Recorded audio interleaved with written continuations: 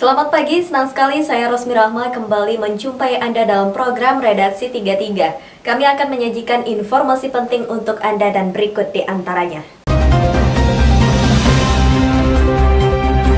Seorang pengusaha berinisial AA bergerak dalam transportir minyak PT PEL ditangkap dan dijebloskan ke sel tahanan setelah ketahuan melakukan tindak pidana perpajakan yang merugikan negara sebesar 1,6 miliar rupiah. Kini tersangka ditetapkan di sel tahanan Polsek Samarinda Kota. Berikut informasinya. Kasus-kasus perpajakan bermunculan di Kalimantan Timur, terutama setelah Kanwil Direktorat Jenderal Pajak Kaltim Kaltara berusaha keras mengejar para pengusaha nakal yang berusaha mengakali pembayaran pajak. Kali ini menimpa Direktur PT PEL berinisial AA yang bergerak dalam transportasi BBM alias bahan bakar minyak. Tersangka AA ketahuan berusaha memainkan faktur pajak tidak sesuai dengan transaksi sebenarnya. Akibat perbuatannya terjadi pajak terutang yang merugikan penerimaan negara sebesar 1,6 miliar rupiah. Telah dilakukan penyerahan barang bukti dan tersangka tindak pidana di bidang perpajakan dari penyidik pegawai negeri sipil kantor wilayah Direktorat Jenderal Pajak Kalimantan Timur dan Utara kepada Kejaksaan Tinggi Kalimantan Timur melalui Kejaksaan Negeri Samarinda.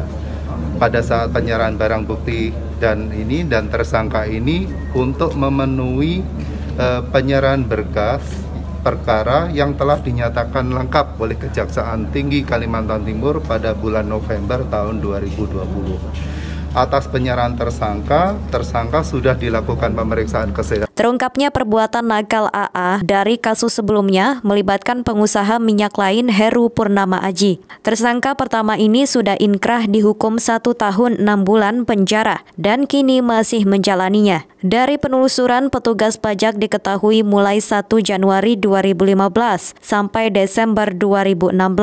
Pengusaha AA ini tidak jujur dan merugikan negara dari sektor pajak sebesar 1,6 miliar rupiah. Kemudian tersangka dijemput aparat hukum dari kediamannya di Cimahi, Jawa Barat. Waktu penahanan 20 hari, kami akan berusaha menyempurnakan surat dakwaan untuk bisa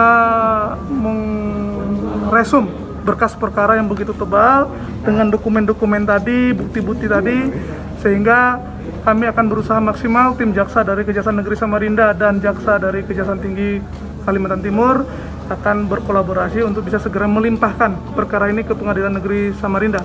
Jaksa dan tim perpajakan sudah mengumpulkan barang-barang bukti.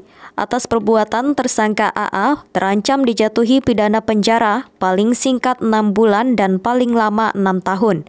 Kemudian membayar denda paling sedikit 2 kali jumlah pajak terutang yang tidak atau kurang dibayar dan paling banyak 4 kali jumlah pajak terutang yang tidak atau kurang dibayar. Tim Kaltim TV, Hardin melaporkan.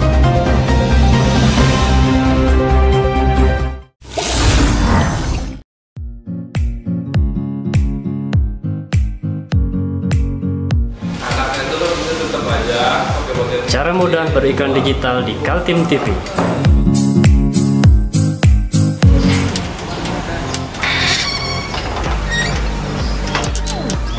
Yang pertama, jadilah sahabat Kaltim TV.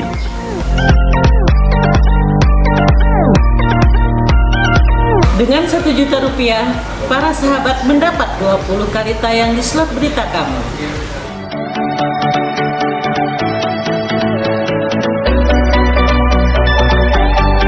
Dengan 20 detik, dapat menjangkau 20.000 penonton. Anda beruntung karena mendapat kesempatan perdana dari kami. Ayo jadilah sahabat Kaltim TV.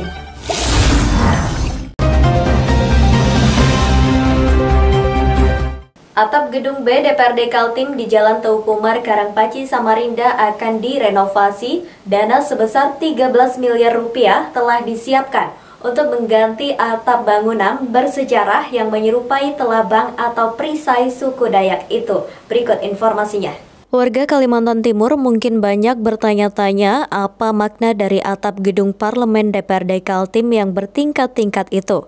Tak banyak juga yang tahu kalau atap gedung B yang digunakan untuk sidang paripurna tersebut lebih mirip dengan telabang atau perisai yang menjadi ornamen khas suku Dayak di Kaltim. Kini, atap gedung yang diresmikan oleh Mendagri Rudini 6 Januari 1993 atau 29 tahun silam itu akan direnovasi. Rencananya bulan April, proyek dengan anggaran 13 miliar itu sudah masuk tahap lelang. Ini, jadi renovasi termasuk ini kan gedung pemerintah ya. Jadi rencana renovasinya nanti akan dilaksanakan oleh OPD yang menangani. OPD yang menangani itu adalah siapa? PU ya. Betul lah, paham Ya, yang menangani. Saya dapat informasi dari Kepala Bidang Cipta Karya, kemungkinan April ini mulai lelang. Oh, lelang. Lelang ya, atau sebelum April nggak tahu. Tapi Mei sudah bisa dilaksanakan. Pembangunan ya Pak? Bukan pembangunan, rehabilitasi. Oh iya, rehab. Terutama untuk atap. Jadi atap ya, itu atapnya saja. Pak, itu menelan biaya berapa? Diperkirakan ya anggarannya. Perkiraannya kalau rencana sih detailnya nanti ada di PU. Pagunya yang ada sekarang aja ya. Yang ada sekarang kurang lebih 13 miliar. 13 miliar. Apakah untuk atap aja atau gimana itu? Atap dengan otomatis dengan konstruksinya. Kan ada konstruksi-konstruksi yang katakanlah ya ini kan sudah hampir 35 tahun lebih ya. Iya, betul. Ya kita tidak tahu tingkat keamanannya dan sebagainya. Nanti lebih detail langsung ke Dinas PU. Gedung B yang berada di Komplek DPRD Kaltim dibangun ketika Kaltim dipimpin oleh Gubernur Kaltim HM Ardans SH. Jabatan periode pertama pada tahun 1988 sampai 1993 dan jabatan kedua pada tahun 1993 sampai dengan 1998. Di gedung DPRD Kaltim inilah detik-detik menentukan terpilihnya kembali HM Ardans. Hanya berselang 3 bulan sejak gedung diresmikan, HM Ardans di gedung itu terpilih lagi melalui voting anggota DPRD Kaltim. HM Ardans memperoleh 36 suara dan calon lainnya Edi Suwahedi 5 suara serta Yurnalis Ngayoh 4 suara. Tim Kaltim TV, Hardin melaporkan.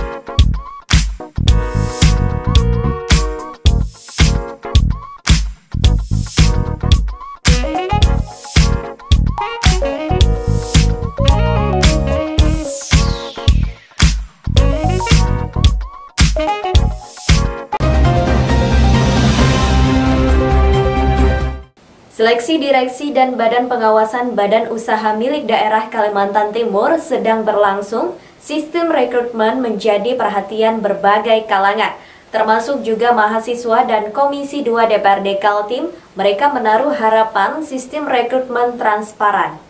Kalangan mahasiswa dari Gempur atau Gerakan Mahasiswa Peduli Uang Rakyat melakukan orasi di depan DPRD Kaltim. Mereka mengkritik Pemprov dan DPRD agar bersikap transparan dalam proses rekrutmen calon direksi dan badan pengawas perusahaan daerah Kaltim. Belum dilaksanakan rekrutmen, kemarin kan sudah berakhir di tahun Oktober, kalau salah, Oktober 2020. Nah, pada saat itu kan ada PLT semua, hampir semua lah, kecuali BPD yang memang sudah ada kan. Kita sudah panggil mereka supaya transparan dalam proses ini. Sistem 2, kemudian Biro Ekonomi, dan mereka datang langsung memaparkan. Cuman dari regulasi memang peraturan perundang-undangan, memang kita DPR ini secara teknis nggak bisa terlalu masuk ke sana, karena itu ranahnya gubernur, kemudian memberi perpanjangan tangan kepada Sistem 2, Biro Ekonomi untuk mengelola itu. Kita cuma ada di fungsi pengawasan dan legislasi. Dari 8 BUMD yang sahamnya dimiliki Pemprov Kaltim, 6 diantaranya harus diisi dengan direksi dan badan pengawas baru. Ada 15 jabatan lowong dan harus diisi, yaitu harapan masyarakat Kaltim sangat tinggi karena selama ini Prusda di Kaltim kurang maksimal menghasilkan pendapatan asli daerah. Bahkan, bukan rahasia umum lagi, banyak yang beranggapan Prusda selama ini hanya jadi ATM para pejabat. Beberapa kasus pidana korupsi bahkan terjadi pada Prusda Agro Kaltim Utama dan saat ini sedang proses pengadilan di Pengadilan Negeri Samarinda. Kita dari Komisi 2 selalu mendorong harus transparan dan itu betul-betul dilakukan dengan istilahnya tidak ada sistem KKN, tidak ada sistem yang ditutup-tutupi. Jadi kita mendorong itu betul-betul secara terbuka. Kita hanya bisa memberikan dukungan seperti itu. Jadi karena di dalam peraturan Dewan itu kan tidak boleh langsung masuk di dalam teknis. Ya, betul. Ya, kita tidak ada di dalam aturan. Tetapi fungsi pengawasan kita secara umum kita mendorong ada keterbukaan. Makanya tahapan-tahapan itu sekarang kan diumumkan di publik yang sebelumnya. Jadi kita dorong untuk diumumkan di publik. Tetapi jangan sampai ada kesan bahwa direksi, komisaris, dewas itu seolah-olah titipan-titipan. Kita udah antisipasi dari awal itu sehingga kita mau supaya ini dikelola secara diisi nanti oleh orang-orang yang betul-betul profesional, visi bisnisnya masuk, kemudian kemampuan penguasaan masalah pengelolaan keuangan daerahnya masuk supaya ada balance bahwa karena Prusda ini betul mencari duit tetapi bukan murni untuk kegiatan usaha, tetapi ada investasi di daerah situ sehingga harus juga dinikmati oleh masyarakat. Nah itu hal-hal yang harus dimiliki oleh pimpinan-pimpinan nanti, direksi-direksi nanti maupun. Tahapan rekrutmen direksi dan badan pengawas Prusda sudah pada tahap pengumuman calon yang lolos verifikasi administrasi. Menurut jadwal, seluruh direksi baru sudah diumumkan pada 14 April 2021. Tim Kaltim TV, Hardin melaporkan.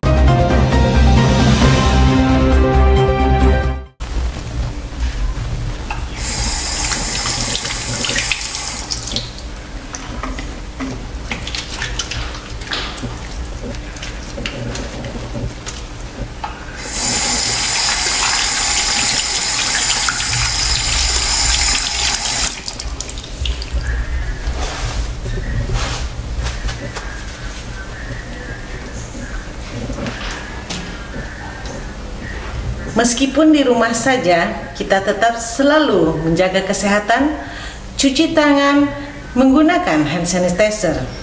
Ingat, mulailah dari diri sendiri.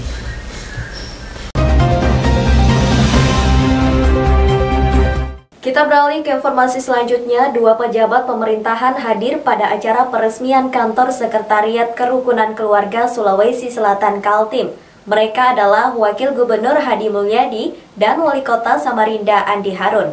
Kantor sekretariat itu berada di Jalan Sirat Salman, Ruko Grand Mahakam, Samarinda. Inilah sekretariat pertama organisasi KKSS atau Kerukunan Keluarga Sulawesi Selatan Kalimantan Timur di bawah kepemimpinan yang baru, Alimuddin Latif. Sejumlah pengurus BPW KKSS Kaltim hadir dalam acara peresmian sekretariat itu, termasuk sejumlah pejabat pemerintahan, Wakil Gubernur Kaltim Hadi Mulyadi dan Wali Kota Samarinda Andi Harun. Harapan saya sebagai Wakil Gubernur, sebagai masyarakat Kalimantan Timur, semoga KKSS Kaltim benar-benar menjadi pemersatu bagi pembangunan di Kalimantan Timur dan Indonesia.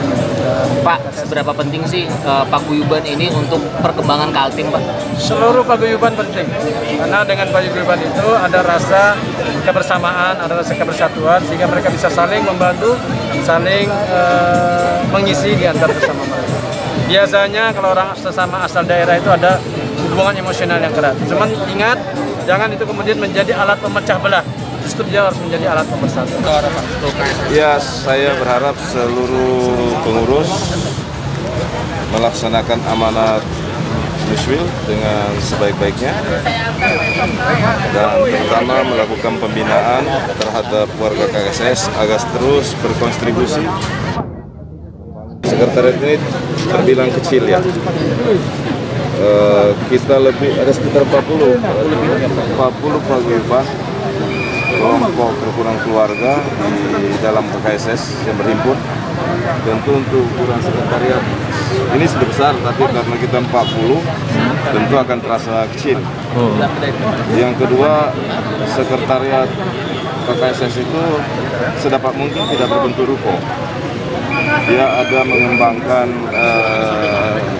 seni budaya, sehingga di sana muncul pelatihan pesan, pelatihan karakter, tentu bersama-sama dengan etnis lain, semua elemen masyarakat membangun Kalimantan Timur. Alimuddin Latif terpilih secara aklamasi dalam musyawarah wilayah KKSS Kaltim ke-8 yang berlangsung 5 Maret lalu. Organisasi itu adalah rumah besar bagi paguyuban etnis di seluruh provinsi Sulawesi Selatan. Dengan jumlah anggota 40 etnis, dengan populasi ratusan ribu jiwa di Kalimantan Timur, organisasi ini memberi pengaruh dalam dinamika sosial politik di daerah ini. Ini bagian dari komitmen saya dan teman-teman setelah terpilih jadi Ketua KKSS Kalimantan Timur untuk segera mengadakan sekretariat. Karena selama ini Badan Pengurus Wilayah Kalimantan Timur KKSS Kalimantan Timur itu sekretariatnya nggak ada. Jadi ini yang didambakan, yang didam-damkan warga dan pengurus khususnya untuk dapat berkumpul, berkoordinasi baik dengan pengurus KKSS sendiri dengan pilar-pilar dan badan otonom untuk memudahkan koordinasi. Dan orang Sulawesi itu punya ciri khas selalu berkumpul, bersilaturahim untuk berbincang banyak hal. Ya mudah-mudahan ini bisa jadi tempat sementara untuk berkumpul pengurus dan warga KKSS khususnya di sekretariat ini, karena insya Allah kami mohon doa kepada kita semua, mudah-mudahan dalam waktu 2 tahun Gedung Budaya Badan Pengurus Wilayah Kerukunan Keluarga Sulawesi Selatan insya Allah sudah bisa terwujud. Ya. Tim Kaltim TV, Hardin melaporkan.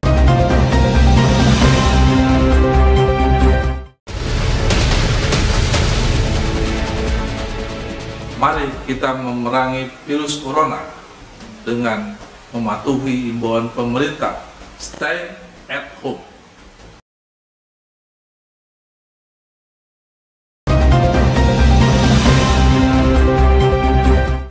Jembatan Dondang Muara Jawa Kutai Kartanegara 2 kali ditabrak ponton. Selain mengalami penyok, tiang jembatan di bagian atas juga terjadi keretakan. DPRD Kaltim prihatin dengan kondisi tersebut, terutama bagi keselamatan para pengguna jembatan.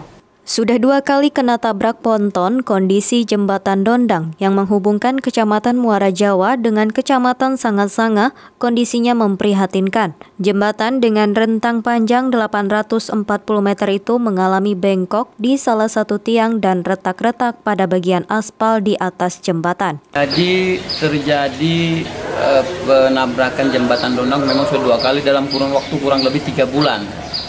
Yang pertama sampai sekarang belum selesai, kapal masih kita oleh KUPP masih ditahan, dan yang tabrakan yang kedua ini juga masih dalam proses.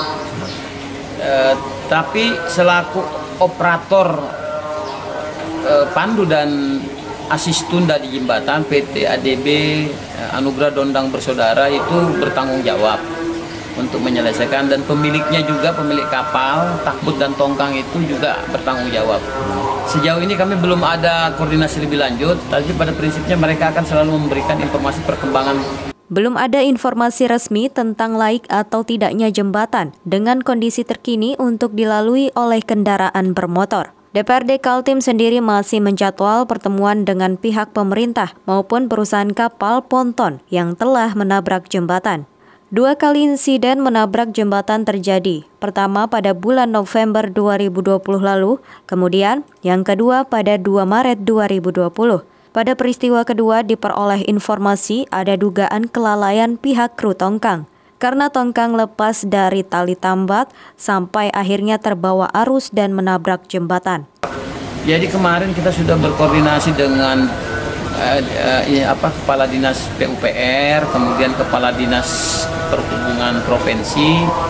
Mereka akan bertanggung jawab dengan membuat pernyataan resmi di depan kita bahwa dia akan mengganti dan memperbaiki jembatan yang sudah rusak karena tertabrak ponton di Dondang.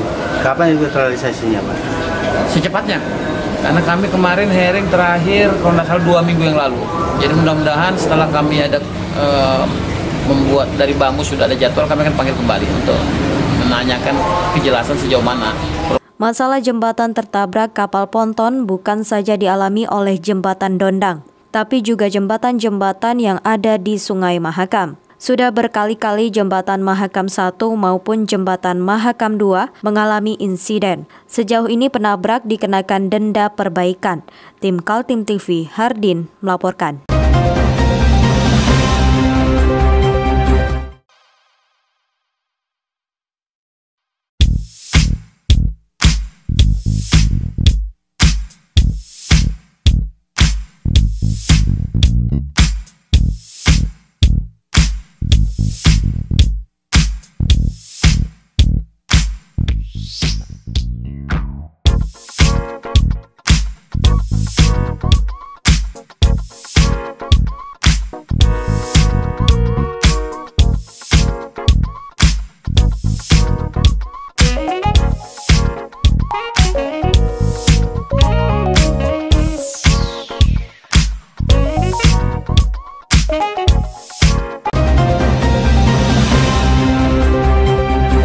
Demikian redaksi 33 edisi kali ini. Informasi lainnya dapat Anda simak melalui situs website kami www.kaltim.tv, channel YouTube dan fanpage Facebook Kaltim TV. Jangan lupa untuk selalu patuhi protokol kesehatan. Saya Rosmi Rahma bersama kerabat kerja yang bertugas pamit undur diri. Selamat pagi, selamat beraktivitas dan sampai jumpa.